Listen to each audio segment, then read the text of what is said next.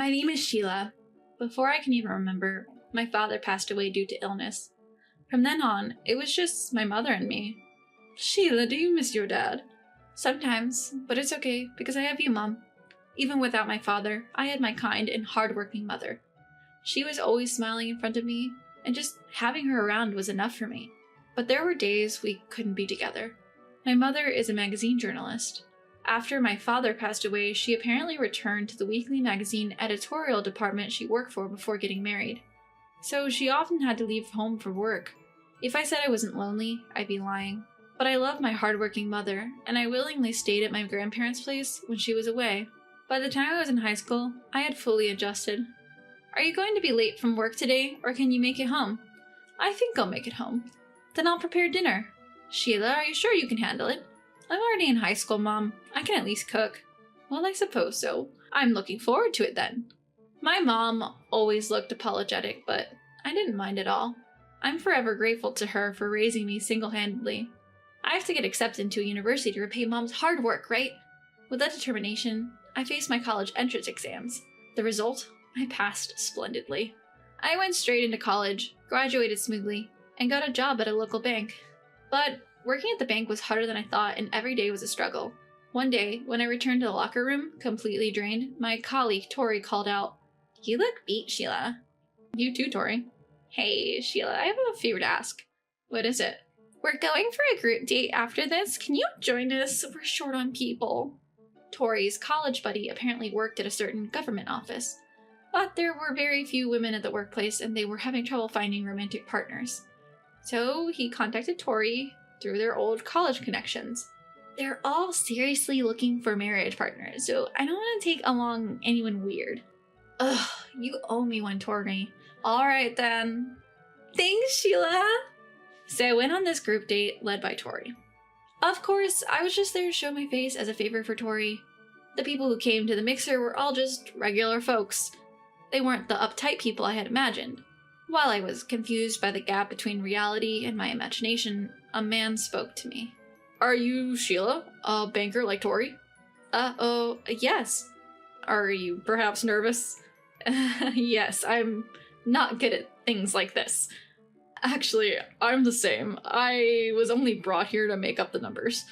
Somehow, it was oddly calming, and it seems like he was brought here just to make up the numbers, like me. He's kind of easy to talk to. That was my first impression of Dan. Afterwards, I exchanged contacts with Dan as we were leaving. He invited me out for a dinner a few times, and we started dating. My parents have been nagging me to get married, so I want to propose soon. Is that okay? Of course. I stood up without thinking. In that moment, everyone's gaze was on me, and the embarrassment I felt is now a fond memory. Anyway, Dan's proposal came a few months later. Please marry me. Yes, please take care of me. I'm relieved. I told you it's okay, didn't I? I'll book a restaurant at the hotel, so bring your mom. Sheila, I'll bring my parents. That's a great idea. After that, I reported to my mother that I was getting married. My mother was overjoyed and asked about my fiancé. What kind of person is he? He's a bureaucrat working for the government. Well done, Sheila. You're marrying a rich man. A rich man! That's an exaggeration, Mom. Well, I'm relieved, no matter what. So when will he come for the wedding greeting? It was 2 weeks after this conversation. When I arrived at the designated hotel restaurant where Dan and his parents were waiting. Nice to meet you. I'm Sheila. This is my mother, Tanya. You're Sheila. You're quite a lovely girl. Dan's father complimented me. I blushed and said, not at all, thank you. As we continued to talk, the conversation turned to parenting, and Dan's mother asked, So you were raised by your mother alone? She really grew up to be a good girl. I didn't do anything special. As we were having such a conversation, Dan's father said, A child from a single-parent home. That worries me a bit.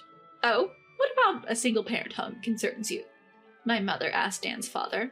Dan's father chuckled. Well, you're self-employed as a freelance writer, right? So the child of a poor person is becoming my daughter-in-law. That would naturally be concerning. A poor person's child. My mother frowned. I glanced at Dan and saw that he was just fumbling. Why isn't he saying anything when I'm being belittled? I thought as the thought flashed through my mind. I've helped with the application for financial assistance for such poor people. It was really a hassle. At that moment, my mother's gaze sharpened. She seemed quite angry. But she didn't voice it. Instead, she said to Dan's father, "You're quite the bureaucrat. For future reference, please tell me more." "Sure. If you listen carefully, it'll be a good reference for a poor person." "Well, well. In that case, can I record your noble story?" Perhaps inspired as a freelance writer, my mother took out a pen and notebook. "All right. Mostly, I work on applying for benefits." Dan's father started talking cheerfully. However, the content was entirely derogatory. He referred to ordinary people as poor and constantly claimed that they were useless. He further stated that poor people are meant to be used and they were in a position to use them. I wonder what Dan thinks of this story. I looked at Dan. Then it seemed like Dan wanted to say something, but he didn't say anything. I didn't expect him to be so unreliable. He didn't stand up for me earlier either. I felt my love for Dan cooling down. Is it really okay to marry this person? I even started having such thoughts. Just then, bang! Suddenly, my mother rose from her seat. "That's enough. I can't let my precious daughter marry the son of people like you." "Oh, are you going to break off the engagement now? In that case, we will demand compensation for emotional distress," Dan's mother threatened. My mother, not to be outdone, glared back. "Go ahead, feel free. I'll pay any amount of compensation." "Can the poor pay?" "I can pay anything. But in return, I'm going to sue you too." "A poor person standing up to a bureaucrat? That's unbelievable. Don't regret it." "I won't regret anything. Look forward to tomorrow's morning talk shows." With that, my mother turned to me. She took my hand and said, "Sheila, I'm sorry. I've messed up the marriage." "No, it's okay. I didn't think he was like this either." I glared at Dan and he quickly looked away. He couldn't say anything back to his parents even when I or my mother was being insulted. I didn't think Dan was that kind of person. Therefore, not a shred of love remained. The broken engagement even felt refreshing. "Sheila, let's go home." Later, as we left the restaurant, my mother told me, "I have preparations for tomorrow, so I need to go. Don't let this get to you, Sheila." As soon as I parted with my mother, tears welled up in my eyes, not from sadness. If anything, I felt more betrayed by Dan. And then the next day, since it was a holiday, I was watching videos at home. But then I remembered what my mother had said and turned on the TV. A familiar news anchor appeared on the screen saying, "We have obtained information from a certain magazine's editorial department about fraudulent benefit claims." Hearing those words, I remembered something. Fraudulent claims? Could it be about yesterday? Actually, when Dan's father was talking about benefits, he also talked about fraudulent claims. A friend asked for a favor, and a colleague helped with the application for benefits. But the friend's application was a lie, and he wasn't eligible for benefits. Scared of getting caught, the colleague ordered his subordinate to erase the data from the application. In other words, it was a cover-up. But at the end, Dan's father said this, "Well, being a bureaucrat gives you that kind of power. You should be grateful that you're marrying into a family of bureaucrats." Despite his arrogant words, did he not realize that his colleague was doing something wrong? I was utterly disgusted. But Dan didn't criticize it, and neither did Dan's mother. No matter how wrong their actions, they seemed to think it was okay as long as they had the power to do so. Does this mean the magazine's editorial department is Mom's place? Then did Mom expose Dan's dad's colleague?